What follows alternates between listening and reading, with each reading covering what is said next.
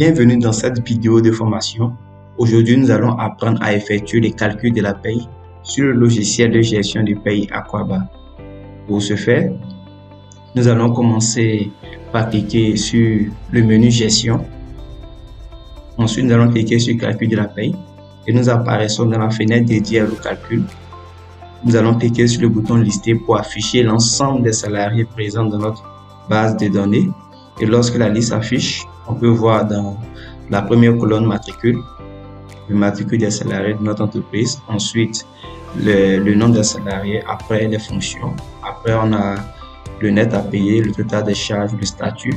Et enfin, la colonne action, qui regroupe un certain nombre de boutons pour effectuer cette manipulation lors du calcul de la paye. Nous allons commencer par cliquer sur le bouton calculer, qui va avoir pour conséquence d'effectuer le calcul évidemment de tous les salariés qui sont présents sur cette interface. Après le calcul, on peut voir distinctement dans la colonne net à payer l'ensemble des nets à payer des différents salariés qui ont été calculés.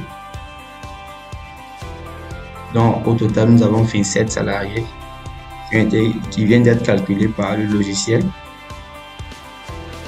Nous allons cliquer sur aperçu. Donc, en cliquant sur le bouton aperçu, nous pouvons effectuer des filtres. Nous pouvons filtrer par les groupes, filtrer aussi par les profils. Nous pouvons choisir un filtre par banque, par mode de règlement.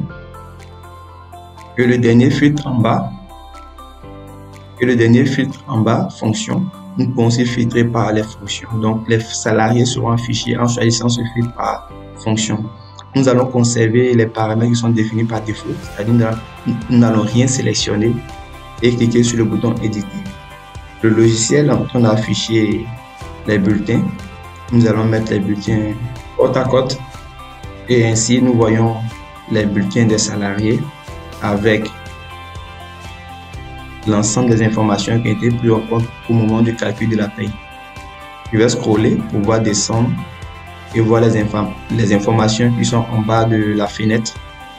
Donc ici, on peut voir encore d'autres salariés de notre base de données. Nous voyons ici l'ensemble des salariés qui ont été pris en compte pour le calcul par le logiciel de gestion des payes Aquaba.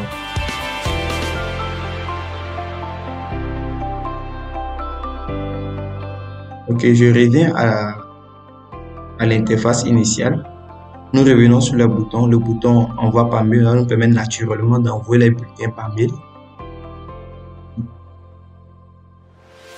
Après le bouton envoi par mail, nous avons le bouton archiver qui va nous permettre d'archiver les bulletins qui ont été calculés dans le répertoire que nous aurons préalablement défini. Après cela, il y a d'autres boutons que nous allons voir. Par exemple, le bouton réinitialiser qui va nous permettre de remettre les compteurs à zéro, c'est-à-dire tous les bulletins qui ont été calculés va nous permettre d'effacer les éléments qui ont été pris en compte lors du calcul. Donc, nous pouvons voir que après avoir cliqué sur le bouton réinitialiser, l'ensemble des bulletins a été effacé et les compteurs sont à zéro. Voilà. Et le bouton supprimer va nous permettre lui de supprimer tous les salariés qui ont été précédemment listés. En cliquant sur ce bouton, notre fenêtre va devenir toute vierge, elle est vide. Et lorsque cette fenêtre est vide, nous allons pouvoir insérer d'autres salariés. Le premier bouton que nous avons utilisé, le bouton lister, lui permettrait d'afficher l'ensemble des salariés sans distinction. Le bouton insérer par contre va nous permettre lui d'insérer des salariés en fonction de plusieurs critères que nous aurons préalablement définis. J'ai choisi dans le champ fonction toutes les fonctions. Ici, tous les salariés sont listés sans distinction. Donc, je peux choisir par exemple administrateur réseau. Je vois qu'il y en a 3. Analyse cybersécurité, il y a 3 salariés. Ainsi de suite. Je peux aussi choisir un groupe. Par exemple, le personnel technique, tout ce que nous avons inséré dans le groupe personnel technique va apparaître, l'ensemble du personnel, etc., etc. Je peux aussi encore faire cette insertion par le profil. Et il y a toutes ces possibilités-là. Nous allons effectuer un exemple d'insertion. Pour ce faire, nous allons choisir un groupe. Nous allons choisir un groupe, par exemple, personnel technique. Et lorsque nous choisissons ce groupe, nous voyons que le compteur nous dit qu'il y a 11 personnes sur ce groupe. Il est possible, à partir du bouton de la colonne Action, en cliquant sur le bouton rouge que nous voyons à l'écran, il est possible d'insérer les salariés un par un, comme aussi il est possible de les insérer par groupe. On sait que si évidemment il y a plusieurs salariés, ce serait un peu compliqué de faire un par un. Donc le bouton tout en bas, sélection des salariés affichés, va nous permettre de transférer l'ensemble des salariés qui apparaissent sur cet écran-là vers l'écran du bas. Le logiciel est en train de faire l'insertion et il me dit que l'insertion a été réalisée avec succès. Après cela, lorsque les salariés ont été insérés, je me rends compte que dans la colonne net API, le net API est 0. Donc, je lance le calcul en cliquant sur le bouton calculer et le logiciel m'effectue le calcul des salariés qui ont été listés ici. Il me dit que le calcul est terminé. Donc, je peux voir dans la colonne net API, le net API de tous ces salariés. J'ai le net API dans la colonne du même nom. Et dans la colonne action, il y a un ensemble de boutons. Nous allons voir ces boutons l'un après l'autre. Le premier bouton sous forme de poubelle, c'est le bouton supprimer. Lorsque nous mettons le curseur sur l'icône des différents boutons, il y a une info bulle qui apparaît qui nous dit à quoi c'est ce bouton. Par exemple, celui-là nous sert à réinitialiser les bulletins qui ont été calculés. Voilà, donc ici je vois qu'il y a un net API de 797 000. Si je clique sur le bouton réinitialiser, il va remettre ce bulletin à 0. Après le bouton, donc ici je vois que le net API est à 0. Et après le bouton, il y a ce bouton, le bouton archiver, qui va permettre de prendre ce bulletin-là et le transférer vers le répertoire que nous aurons choisi pour pouvoir faire l'archivage des bulletins par exemple. Le bouton en forme d'arrobase nous permet de pouvoir envoyer les bulletins par mail. Donc naturellement, il faut avoir préalablement défini l'adresse de messagerie du salarié concerné. Sinon, le logiciel va nous dire que c'est impossible comme on a pu le voir sur cet exemple-là. Je vais supprimer ce bulletin-là.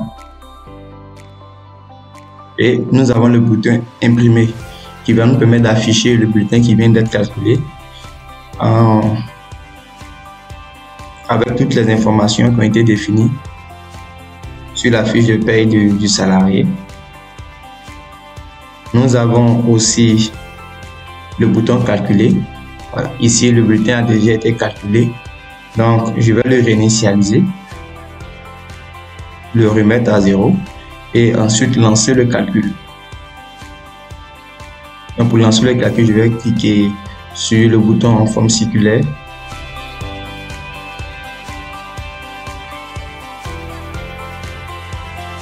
Et le bulletin vient d'être calculé.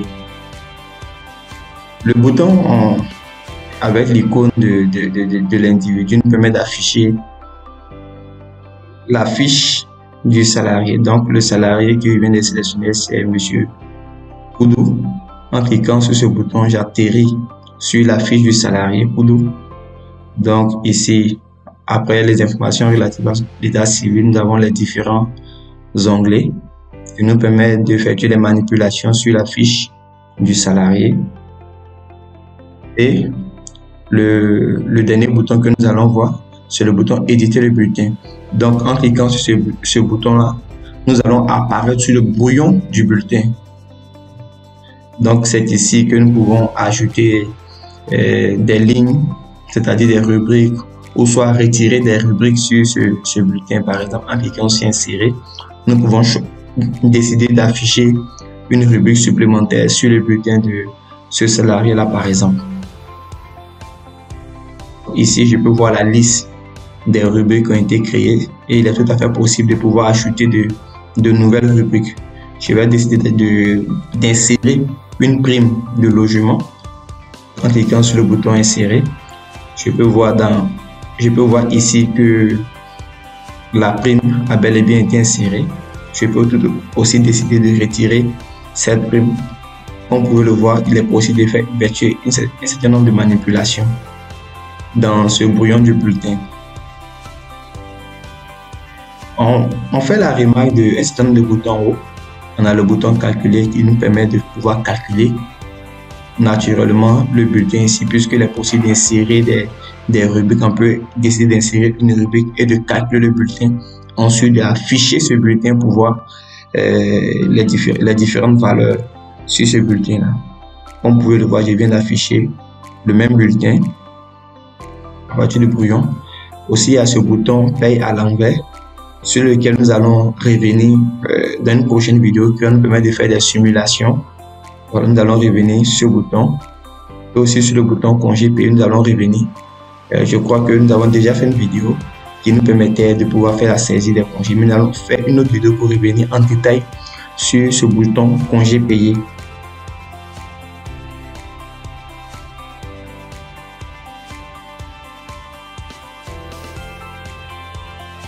Je crois que nous avons plus ou moins fait le tour de toutes les options qui existent dans le logiciel. Donc le bouton lister naturellement permettait d'afficher les salariés sans distinction. Le bouton insérer nous permettait de pouvoir insérer mais en faisant un filtre. Donc nous venons de parcourir les différentes options disponibles dans le logiciel de gestion de paye Aquaba pour pouvoir effectuer le calcul de vos salaires. Cette vidéo est maintenant terminée. Nous vous disons merci et à la prochaine pour d'autres vidéos du même type.